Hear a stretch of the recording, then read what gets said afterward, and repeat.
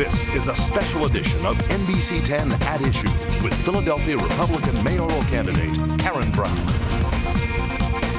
And good evening. I'm Steve Highsmith. On Tuesday, November 8th, voters select the mayor who will take office in January. Republicans ran Philadelphia government for about a century, but in 1951, Democrat Joseph Clark won and later began a Democratic run that continues today. Philadelphia voters, at least in name, are now overwhelmingly Democratic. Registered Democrats outnumber registered Republicans about 6-1. But the actual election results for mayor can be much closer than that split, depending on the candidates, the money, and the times. Republican nominee for Mayor Karen Brown sees reasons for a closer contest. How you doing? I'm Karen Brown, the woman that's running for mayor. Yes, I see you on TV. Yeah, that's me. That's wonderful. 51-year-old Karen Brown trying to break new ground. Hi, girls. I'm Karen Brown, the woman that's running for mayor. Oh, hello. Make sure you vote for me. First woman ever. You get out there and Not vote. all welcome her outreach. How you doing? You're a Republican, stay away from me, the voter says to Brown. Ironically, Karen Brown has been a Republican just a few months, switching earlier this year from the Democratic Party where she was a committee woman. On this day, she found more friends than flack. Good luck. Thank you so much. I'm not the typical Republican, and even the Republican Party sees that. I'm the one, I'm like the Switzerland. Hello. Put your tomatoes.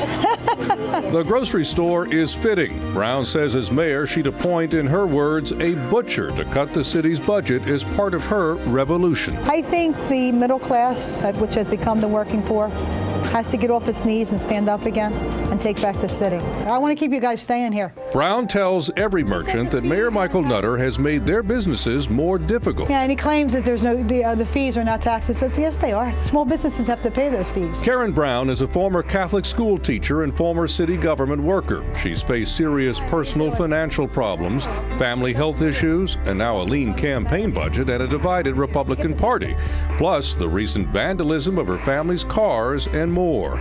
But she says all that means she knows what average folks experience. I spent most of my kids' life raising them alone, so I was a single mom. I think a lot of politicians have been blessed where they didn't have that in their life, and they kind of can't relate to what the everyday man who has these issues every day is going through. Brown finds support from voters believing she'd be a different kind of mayor. Community-oriented mayor who will go above and beyond and supersede mayors in the past. Hello, sweetheart. God, you're gorgeous. I love your hairpiece.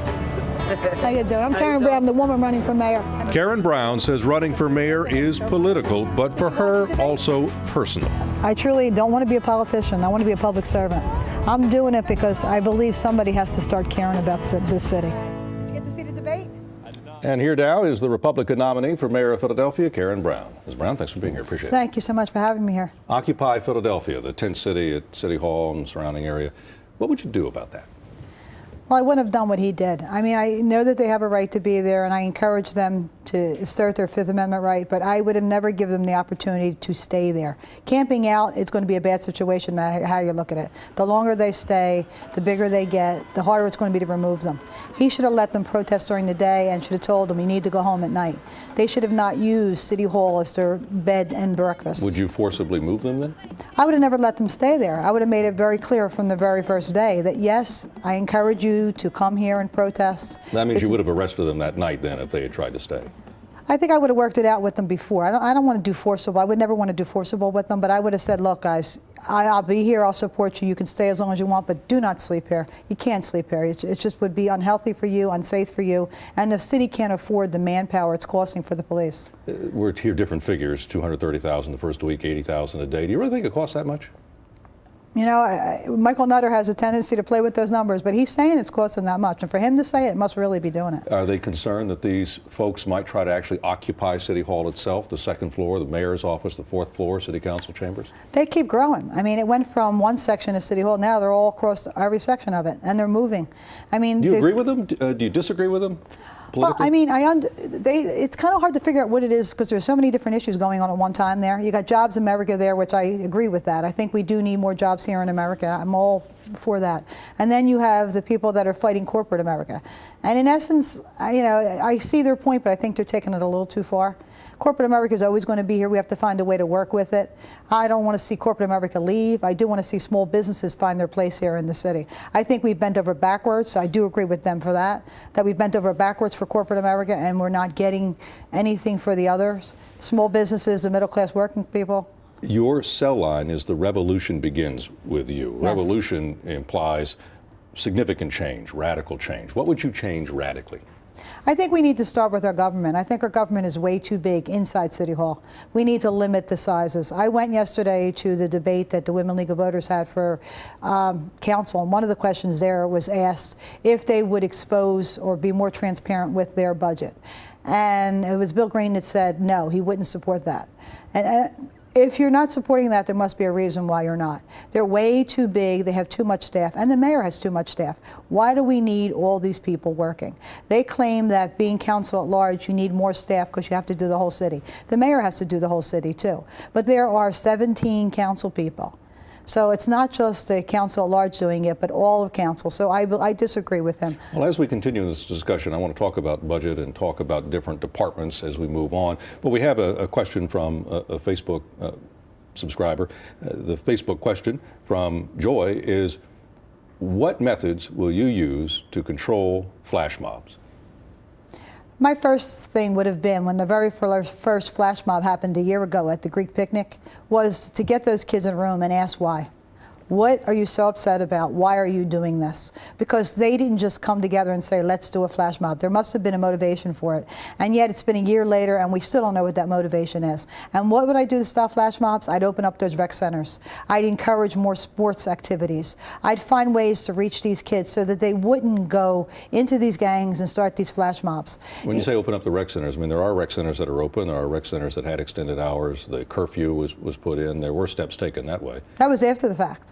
But before the flash mobs began, those rec centers were closed. And I think that's the reason why the flash mobs continued the way they did. But if the response to that is, well, given what the federal and state governments have done to the city of Philadelphia budget, given what the economy has done to revenues that are raised by the city taxes, there had to be cuts in places. You never cut kids. You don't cut kids, you don't cut cops, you don't cut firemen. You cut City Hall. In the same breath that he was cutting rec centers and firemen and cops and cutting back in the schools and the after-school programs, he was creating 311, which cost $6 million. So how can you create a whole department, which took $2 million to restore the room they're in and $6 million to run, and you're cutting services to kids, cops, and firemen? But Vice President Biden's in town today, and again, some of these school-related programs got federal money that went away. But the city has to step. There are schools. They belong to us. I mean, it's great to do the blame game, and you could say it's the state, you could say it's Washington, you could say it's the Republicans, it's the Democrats. Everybody's blaming everybody, but truly, the mayor runs the city, and they're the city schools. He should have, if he knew he wasn't going to get the federal funding, then he should have found a way with the city budget to make sure that they were done, that the rec center stayed open and the kids stayed safe and off the streets. Well, I'll ask you about more on crime, about the homicide rate, about Mumia Abu-Jamal and others in a moment when we continue more with Karen Brown, including taxes and spending and the budget acts and unions ahead on NBC 10 Edition.